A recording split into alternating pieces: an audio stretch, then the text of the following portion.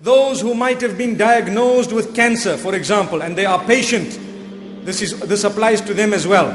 Those who might have their legs and feet amputated, they are patient. Those who have health diseases and problems, those who might have a sugar problem, those who have arthritis, those who are finding it difficult, those who've lost their motor vehicles, those who have had armed robberies, those who've been shot at, those who are paralyzed, those who might have their factories burnt down, those who might have had their houses burnt, those who might be having marital problems, those who might have been divorced without any reason or without any form of justice, those who were left on the streets, those who have been thrown on one side, those whose wealth has been usurped, those who have suffered in any way, those really whom Allah subhanahu wa ta'ala has tested in all these ways. Allah says, this is a way you will earn your paradise. If you bear patience and you surrender to the decree of Allah subhanahu wa ta'ala and you say, Alhamdulillah, praise be to Allah, ala kulli hal, on every condition. Allah says, if that is what you did, and if you are from amongst those who does not compete with Allah's decision, you are happy at the decree of Allah, you make yourself digest what Allah's decision is in your regard.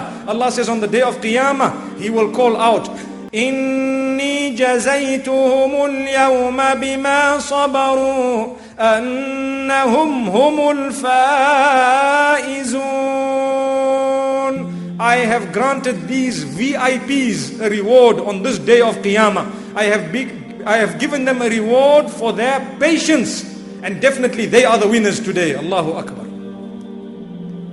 So if you have a little medical problem, don't worry, just continue, carry on. That little pain, every time it's there, it is an elevation of your status. Thank Allah. Say, Ya Allah, cure me, but I'm not competing with your decision. I would like cure, Ya Allah. I would like you to help me. Yes, it is our duty to seek assistance. There's nothing wrong with that. But it is really wrong for us to start fighting with the Creator. Why did you take my son away? Why are you doing this to me? Those type of questions, in that case, we will not be from amongst those who pass the exam. Rather, we will come out with a certificate that has all F's on there. Fail, fail, fail. May Allah protect us. We don't want that to happen. And Allah says, I gave you a chance to write the exam. Why did you come with a certificate that has failure in it? I even sent you a book. Imagine when we have to study for matric, for example, or when we have to study for any examination, we suffer studying morning and evening up to late at night. We will even, subhanallah, we will spend hours without sleep in order to study a book so that we can pass a test to get to the next level. Why don't we study the book of Allah subhanahu wa ta'ala to pass the test to get into paradise? Allahu Akbar. May Allah subhanahu wa ta'ala grant us intellect. May He grant us a sound mind, inshallah.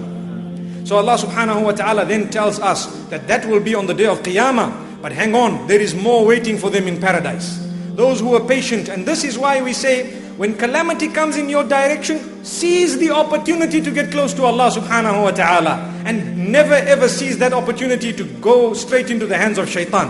Allah subhanahu wa ta'ala says that on the day of Qiyamah, listen to what He says in Surah Al-Dahr. In Jannah now. We spoke about the day of Qiyamah. Let's get to heaven, to Jannah.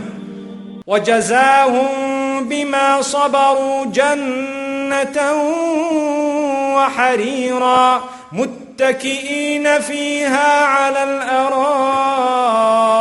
الْأَرَائِكِ.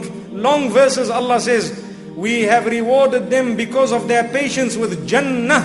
Look at them, they are sitting back, relaxing on their recliners. Allahu Akbar. Allahu Akbar. Sitting back on their recliners, sitting because of the patience they were bearing in the dunya. And patience really is a gift of Allah subhanahu wa ta'ala, granted to those who are given even a bigger gift, known as calamity coming in your direction, or should I say hardship coming in your direction. That is a huge gift and opportunity if you look at it that way. Because without that hardship, where were you going to be able to engage in sabr if it didn't come in your direction? If your life is easy and smooth and nothing going wrong, you need to be worried. Really you need to be worried and concerned. Where are my opportunities to engage in a huge act of worship known as sabr? If it's not for these tests and hardships, how will I be able to engage in that? May Allah subhanahu wa ta'ala grant us understanding. Let's continue with Jannah. Allah says on that day, the caller will call, or Allah subhanahu wa ta'ala may call. And Allah subhanahu wa ta'ala says in Surah Al-Ra'd, Salamun alaykum bima sabartum fa ni'ma uqbad dar. peace be upon you because of the patience you were bearing in the dunya. Subhanallah. Peace be upon you. What a good place you have. What a good end place for you. This heaven, this Jannah that I have prepared for you. Allah says, Subhanallah, at the end of Surah Al-Furqan, أولئك يجزون الغرفة بما صبروا ويلقون فيها تحية وسلاما. Those who are patient, they will have a special ghurfa, a special place in heaven, in Jannah.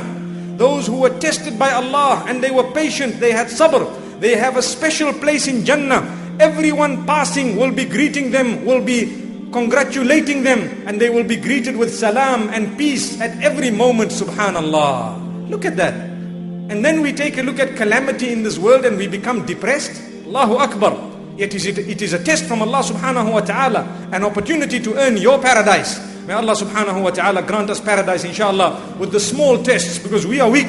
Allahu Akbar. We might be speaking about the big tests, but because of our weakness, we make a dua to Allah to grant us paradise through His mercy, inshallah.